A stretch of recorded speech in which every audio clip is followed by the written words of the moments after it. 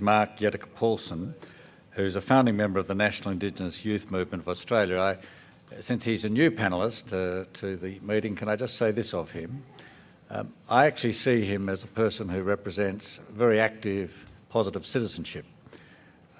He's a person who's worked in a whole series of areas, in community education, in leadership training, in church and community organising and youth work. And I would simply say that as a person who's very proud to be an Australian citizen and to have the chance to contribute, I see Mark as a fellow traveller in that regard.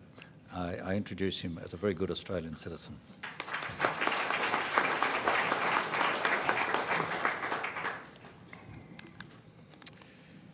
Okay, let me get a couple of things out of the way. I'd like to give a shout out to table 17 and to table 20. For half of those tables, this is a radio experience. They actually can't see the stage at all. I'd also like to state that when I got dressed this morning, I didn't realise that I'd actually be in camouflage with the backdrop. So if you can only just see my arms or head, I apologise for that. Now, Fred is going to give me a 1-minute call, right? Now, he's got everyone else away from the microphone quite easily, but here's the challenge, Fred. Bring it on. As is customary, I'd like to acknowledge traditional owners. I'd like to acknowledge my fellow Indigenous brothers and sisters here. I'd like to acknowledge Ani Loja. It's always a pleasure and honour to be working with you. And my fellow Australians, who, like me, are loyal and dutiful subjects of Her Majesty. Have you heard of the BRIC nations? Brazil, Russia, India and China. These are nations that we are supposed to look at as being ones that are going to be really big powers in the not too distant future. So I'm going to provide a bit of an example, a bit of a story with you. Imagine for a moment that you'd been brought here under the guise that this is a citizenship conversation about Australia, but the doors were locked and you weren't allowed out. And the conversation actually turned to the 150 of you are actually here now to talk about how we're going to facilitate the takeover of Australia by Brazil. Brazil is going to take over Australia. Therefore, everything that we know to exist the way we are, who we are as people, now comes under the sovereignty of Brazil. So our communication, our language now becomes Brazilian. Our lifestyle, our food, the way we interact, the family structure, the societal structures, everything we do in terms of our leisure, all takes a different turn. The social systems, the political systems all change to reflect that of Brazil. Now, for some of you, you might say, cool, Rio Carnivale, sounds nice to me. But once the samba is finished and the feasting is finished, you start to say, wait a second, what happened to our way of life? What happened to the way that we wanted to do things? What happened to our lifestyle? Imagine then for a moment they say to us, okay, we're not going to be complete bastards. We're not going to impose complete Portuguese language on everyone. You can speak in Portuguese, Italian or Spanish. And how many of us would say, cool, non problema, non c'è problema. Parlo italiano, sempre bellissimo. And we say, yeah, cool, I can do it all, no worries. Or how many of us? What would be your response, your natural response to a Brazilian takeover of Australia? Viva Australia. Yeah, there's a bit of a reluctant no from the middle there, but the rest of us would be cool with that. We'd be soon, hey? We'd have a great soccer team.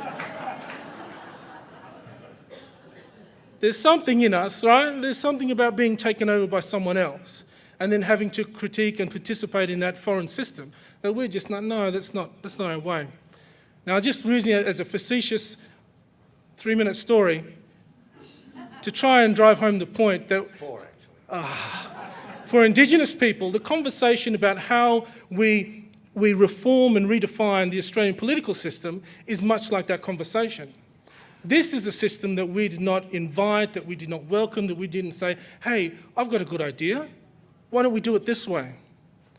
So there is a unique position in which the Indigenous peoples, whose participation in our Australian society is one that says we want the best in Australia, that we should honour that position, we should honour that reality, we should honour the ability of Australia's First Peoples to say, look, it's something we didn't invite, but it's here, so let's make it better.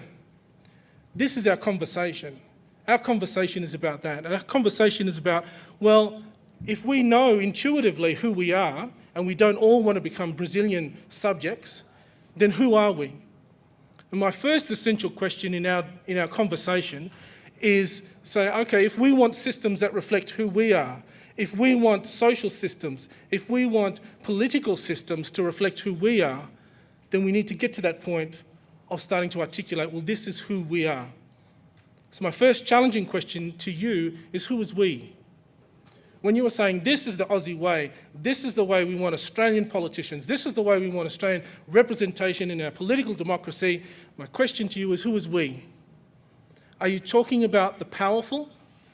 Are you talking about those who are already in beneficial situations in our country? Or are you talking about the most disadvantaged, the least powerful, those who don't have access, those who continually feel like they're blocked out of the system? Are you talking about them when you're talking about we?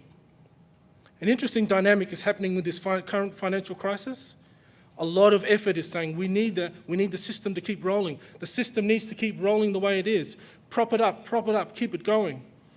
An essential question in the midst of that financial crisis is, who is benefiting? Who is benefiting from it remaining the way it is? And who will continue to lose the way it is? Why are we propping it up the way it is?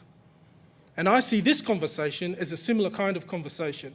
Sure, let's create a redefined political system that has a different way of voting, but who still benefits and who will continue to lose? So as we begin to investigate and ask ourselves who is we start to ask ourselves the question, well, who is we that's continuing to benefit here, and who is we that's continuing to lose here? Now, this point in time in history is a particularly important time for a couple of reasons. One, Barbie turns 50, in case you've missed that one. But yesterday was New Zealand's celebration of Waitangi Day. Waitangi Day is a day that New Zealand goes back and remembers that they signed a treaty with their Indigenous peoples. Colonial Britain trying to take over New Zealand and having to sign a treaty with its Māori population. Everything's not brilliant over there. Everything's not fantastic in terms of the relationship with Indigenous peoples, but there is the existence of that treaty. There is the existence of that commemoration, which means that every Kiwi has to recognise or have a relationship with that significant event. And you and I as Australians, we have an absence of that. You and I as Australians, we have an absence of our ability to say, hey mate, how about footy? Yeah, blah, blah. Oh yeah, you know what day it is today? Yeah, it's Mabo Day. Oh really? Yeah, it's pretty good. Yeah, that's why we've got a public holiday. We've got an absence of a superficial, over-the-beer conversation that we can have about how you and I have lived together in this place. So Waitangi Day is part of the New Zealand story. What is part of our story? And that's my second big challenge for you. One is, who is we? And the other one is, well, what is our story in our relationship with our Indigenous peoples? And I want to quickly move to my third and last one, which is there's always a technical and imagination challenge in this. You have an imagination, oh, we want an Indigenous president. We want Indigenous seats in Parliament. We want an Indigenous state. We would like to have an opportunity for Indigenous peoples to, form their own, whatever the idea or imagination is. Then you see from our panel of experts, illustrious experts, that there's always a technical challenge to that. I say to you, push the agenda. Push the agenda in terms of what kind of relationship with Indigenous Australia you think is proper, you think is the proper recognition, whether that's constitutional, whether that's legal, whether that's dedicated seats in a parliamentary system.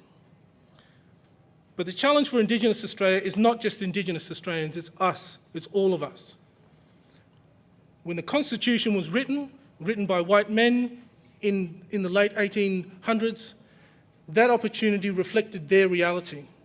What is our reality now in the creation of something new? The challenge is not just Indigenous, it's for all of our diversity.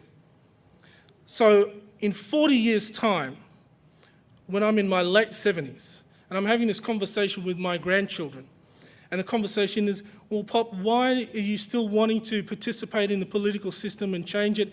Don't we have this glorious republic that you have been talking to us over and over about and all this?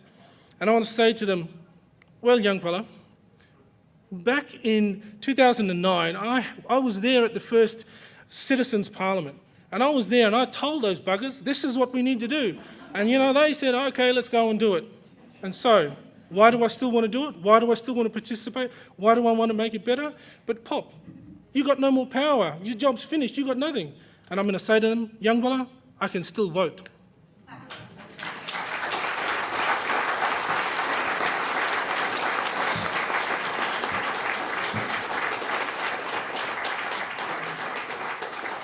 I only have tears in my eyes because I won't be around when he's 70, whatever it was. Thank you very much.